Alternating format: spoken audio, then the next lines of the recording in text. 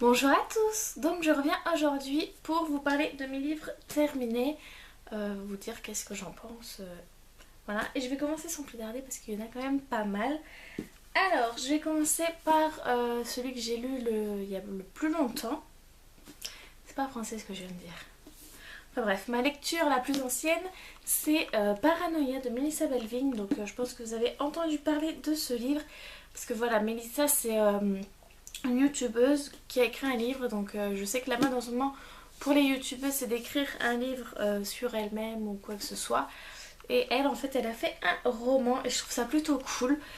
Comme ça change un petit peu de tout ce qu'on peut voir sur la blogosphère, enfin sur les filles de YouTube en ce moment. Enfin bref, ça c'est pas la question. Donc Paranoia, qu'est-ce que ça raconte? En fait, c'est l'histoire de Judy. C'est ça, Judy Desforêts qui a 20 ans et elle est enceinte de 5 mois. Elle est internée pour paranoïa et hallucination. Voilà, donc elle est internée dans un asile. Et il y a Lisa Ernest qui est psychiatre et qui va essayer de se pencher sur son cas. Donc voilà en gros. Ouais, c'est pas trop en gros l'histoire, mais voilà. On replonge dans le passé de Judy pour voir un petit peu qu'est-ce qui lui est arrivé et les événements qui l'ont amené à être internée. Et on est dans le présent de Lisa. Donc Lisa qui a des problèmes un petit peu avec son compagnon parce que voilà, elle passe trop de temps avec ses patients et à se pencher sur les cas de ses patients.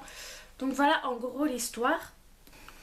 Et donc moi j'ai bien aimé ce livre, c'est vrai qu'au début j'ai eu du mal à rentrer dedans, c'est vraiment vers allez, un tiers du livre, le milieu du livre que j'ai réussi à rentrer dedans, parce que voilà, je trouve que ça a un peu de mal à se mettre en route, on se demande c'est qui les personnages, qu'est-ce qu'ils font là, pourquoi Judy est internée, qu'est-ce qui se passe avec Lisa et son compagnon, on comprend pas trop. Mais voilà, une fois qu'on est dedans, voilà, les chapitres sont assez courts, donc on arrive à lire assez vite le livre, on arrive assez vite à la moitié. Enfin moi je sais que j'ai lu assez vite le livre. Et voilà, et une fois qu'on est dedans, bah, je trouve qu'on est bien prise dedans. Et moi je me suis plus attachée à Judy qu'à Lisa personnellement. Mais voilà, donc j'ai bien aimé.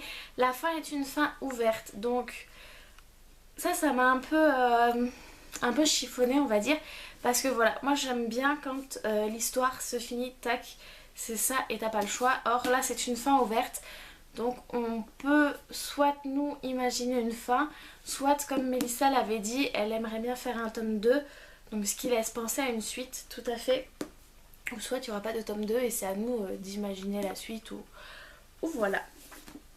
Pour continuer, j'ai pas les livres pour vous les présenter là, mais c'est les 3 tomes suivants d'Harry Potter.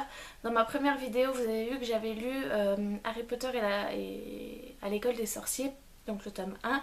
Et en fait, j'avais envie de relire tous les Harry Potter pour voir si les films étaient bien fidèles au livre. Et donc là, j'ai lu Harry Potter et la Chambre des Secrets, donc comme le premier, j'ai trouvé que le film était plutôt avait bien respecté le livre.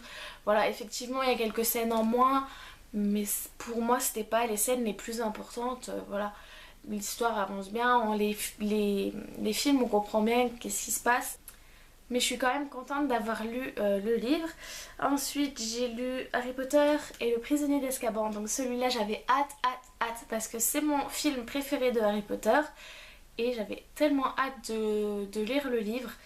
Et là j'ai été choquée. Je pense par rapport au fait que c'est mon film préféré, j'ai trouvé qu'il y avait plein de scènes qui avaient été oubliées. Et voilà, et donc j'étais super contente de lire le livre. Et je pense que c'est mon livre préféré aussi de la saga. Et ensuite j'ai lu Harry Potter et la Coupe de Feu.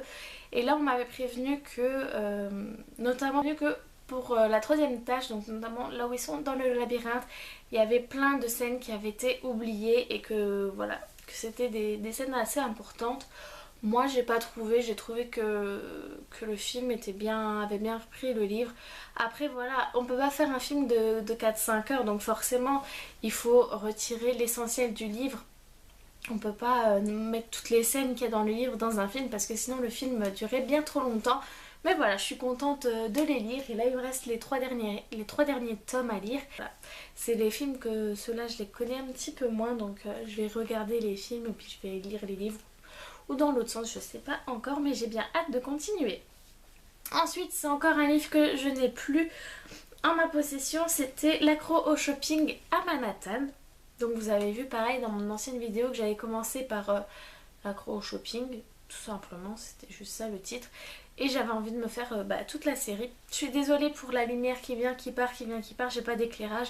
Donc je fais avec la lumière du jour. Et comme on est en automne, en octobre aussi, bah voilà, le soleil fait des caprices, donc je suis désolée pour ça. Donc je disais que j'en étais à l'accro au shopping à Manhattan. Donc voilà, j'aime bien cette série parce que voilà, c'est une lecture assez légère, c'est pas prise de tête, c'est pas... Voilà, c'est quelque chose que moi je lis pour mon plaisir, c'est vraiment quelque chose... Voilà, ça me fait plus rire qu'autre chose en fait, je m'accroche plus, voilà. Je lis plus pour passer un bon moment que vraiment pour m'accrocher à l'histoire parce que voilà, il y a quelques petits détails comme je pense que je vous l'avais dit pour le premier. Voilà, le fait qu'elle soit accro justement au shopping, à la dépense, tout ça, ça me... Il y a des scènes qui sont un peu lourdes par rapport à ça, mais voilà. Moi je m'accroche à l'histoire, je m'accroche pas à ces petits détails et voilà. Et donc celui-là je l'avais bien aimé, voilà, sans ces petits détails, mais bon. L'histoire en elle-même j'aime bien. Et là je suis en train de lire le 3e tome, donc c'est L'accro shopping dit oui. Je vous en reparlerai dans une prochaine vidéo sur mes livres. Ensuite j'ai pas lu totalement, mais j'ai lu une partie.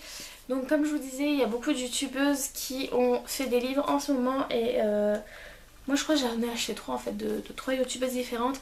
Et là je vais vous parler du livre de Elsa. Oula, c'est vachement sombre, pardon. Donc le livre de Elsa, donc c'est Mes secrets. Donc le livre de Elsa est coupé, on peut dire, en 3 parties. Donc la première partie, c'est là où elle raconte sa vie. C'est la partie là que moi personnellement j'ai lu. Ensuite, si j'arrive à tourner les pages. Donc la première partie, voilà, celle que moi j'ai lue, c'est son histoire. Ensuite ça va plus être basé sur les soins, le make-up, tout ça. Et après elle a mis également quelques recettes dans son livre. Donc moi j'ai lu, comme je vous l'ai dit, que la première partie, la partie sur son histoire. J'avais également vu sa vidéo où elle parlait de tout, de sa vie, de son histoire, de ce qui s'était passé pour qu'elle en arrive jusque là. Et j'ai trouvé que dans le livre c'est beaucoup plus émouvant. Voilà, moi j'ai été très touchée par son histoire. Il y a même des passages où j'avais vraiment les larmes aux yeux et voilà, et c'était tellement émouvant. Elle a une vie tellement pas facile je pense. Et voilà, et d'en arriver là à là où elle est aujourd'hui, chapeau. Et donc voilà, et le livre je trouve il est vachement bien fait. Parce que, je sais pas, vous voyez la couverture. Je trouve à l'intérieur on la retrouve tellement bien, le livre est tellement joli. C'est... Il y a aussi quelques photos et c'est vraiment son univers, c'est vraiment sa chambre quand elle fait des vidéos ou qu'elle fait des room tours, on voit que c'est vraiment sa chambre. Je trouve qu'on la retrouve au fil des pages, tant par l'écriture que par les photos, par tout ce qui est fait. Je trouve que ça la représente vachement bien. Et voilà, et j'ai hâte de lire la suite comme j'aurai un petit peu de temps. Et en fait je regarde les vidéos de Elsa Makeup, pareil, qui parlent de ses dernières lectures. Et je sais qu'elle avait présenté ce livre là et j'avais eu envie de le lire quand... je crois qu'il y avait un bruit. J'avais eu envie de le lire quand elle l'a présenté. Donc c'est celui-là, donc c'est Poison, charme et beauté de Sarah Pinsborough. Je sais pas si ça s'écrit comme ça. De toute façon je vous aurai listé tous les livres desquels je parle. Et donc voilà, donc en fait Poison c'est l'histoire de Blanche-Neige, Charme c'est l'histoire de Cendrillon et Beauté c'est l'histoire de La Belle au Bois dormant. Moi je n'ai lu que Poison, donc pour l'instant c'est donc l'histoire de Blanche-Neige. Mais voilà, c'est pas l'histoire de Blanche-Neige du conte que on connaît. C'est vraiment une histoire un petit peu détournée je pense, un peu remasterisée et voilà. Donc en fait oui ça suit quand même l'histoire de Blanche-Neige, mais il faut faire attention à qui le lit parce que j'étais un petit peu choquée de ça. C'est que en fait il y a beaucoup de scènes de sexe, voilà. C'est une lecture qui parfois n'est pas très facile non plus. Il y a des fois des tournures de phrases que moi personnellement j'ai dû reprendre à 2-3 fois la phrase pour vraiment comprendre ce que l'auteur voulait dire. Je sais pas si c'est voulu ou si c'est moi qui suis juste bête. C'est possible aussi. Donc voilà, à faire attention à qui le lit, mais sinon c'est vrai que j'ai bien aimé l'histoire, me replonger dans les contes sans forcément être vraiment dans le conte, d'avoir une autre histoire, d'autres points de vue. J'ai trouvé ça plutôt cool et donc j'ai hâte de vous lire Cendrillon et la Belle au Bois dormant maintenant. Mais voilà, avec la couverture, c'est une couverture un peu cartonnée qui ne se plie pas, donc c'est pas hyper facile à prendre dans le train, donc moi je vais vraiment le lire ici et pas l'emporter partout. Mais voilà, j'ai bien aimé cette histoire et ce livre. Okay. Et ensuite on passe à la série. Donc en fait je suis tombée sur le premier tome une fois par hasard. Et je m'étais dit, ben tiens, j'avais lu vite fait le derrière et je m'étais dit, tiens c'est bizarre. Ça donne envie de lire et donc j'avais acheté le roman et je l'avais lu et j'ai totalement accroché et donc c'est Insaisissable et le tome 1 c'est Ne me touche pas.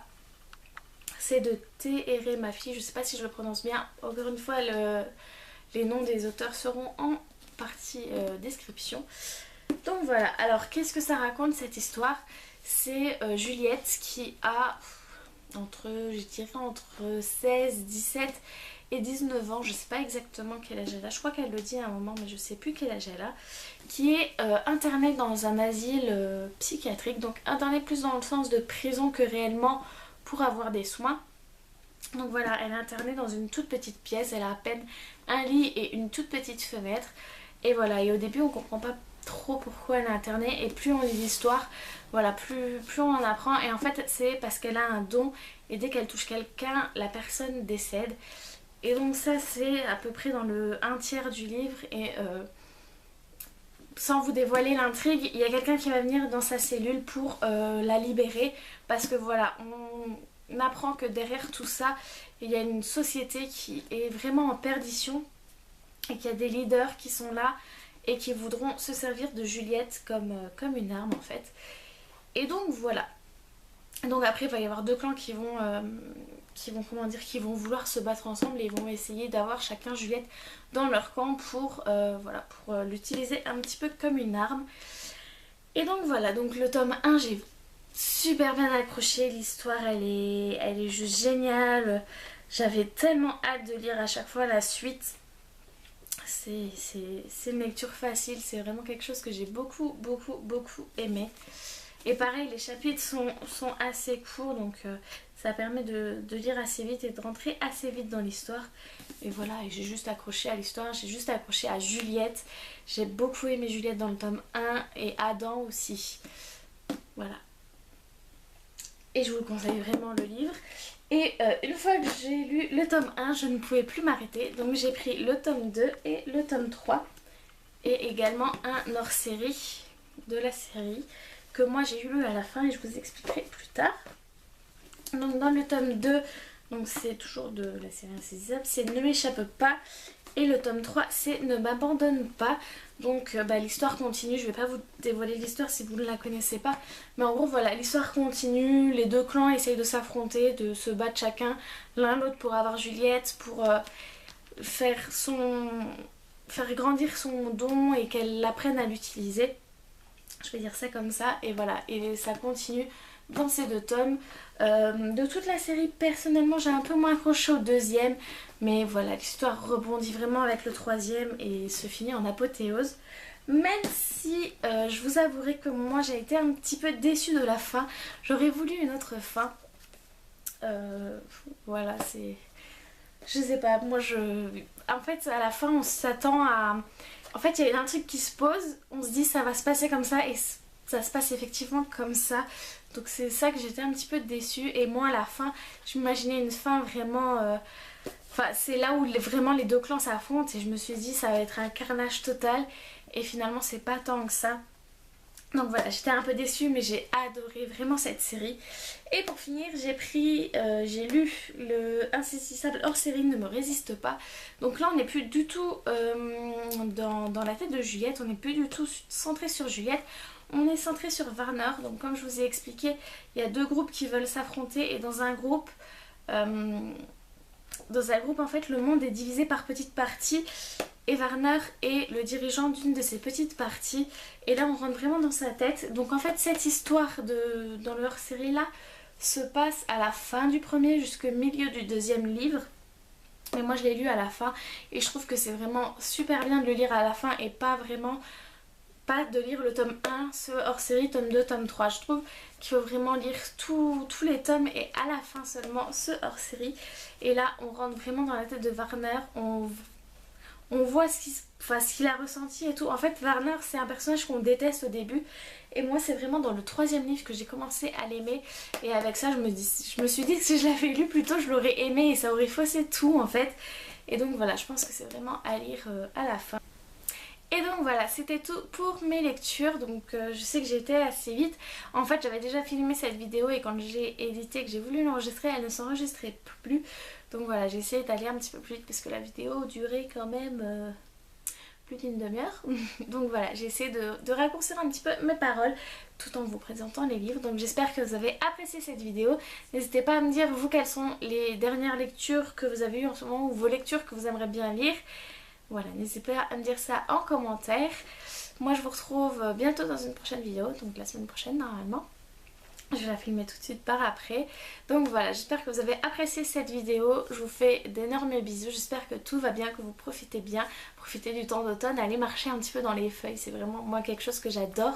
Je pense que je vais aller faire ça cet après-midi. Je suis désolée pour le soleil, la luminosité qui vient, qui part, qui vient, qui part. J'ai pas d'éclairage, je suis devant ma fenêtre. Donc voilà, je suis désolée pour ça. Donc je vous fais d'énormes bisous et je vous revois dans une prochaine vidéo. Ciao!